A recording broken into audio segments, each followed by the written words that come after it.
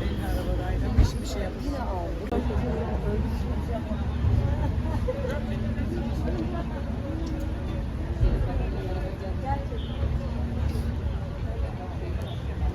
Bence bunu almazlar.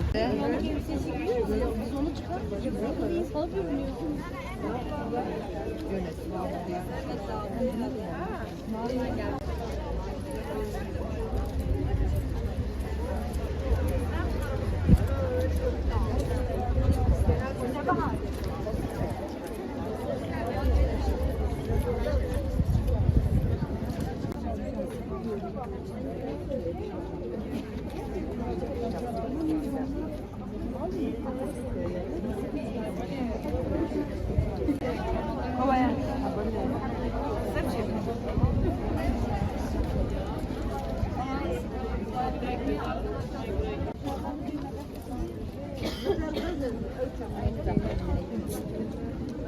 Sen al.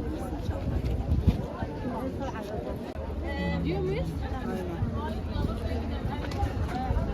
Yok ben nasıl Birer çantadan gelene verdim. Çünkü de sen gidene bize takarız gene götürürüz.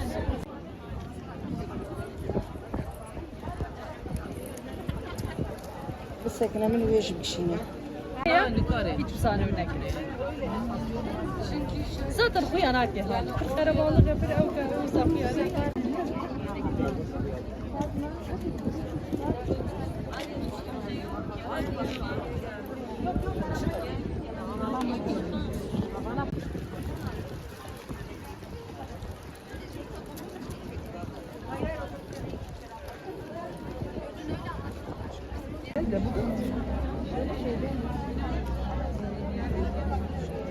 Ne var bunu güzel bir...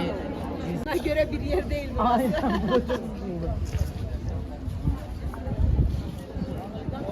Senin arkadan çekin.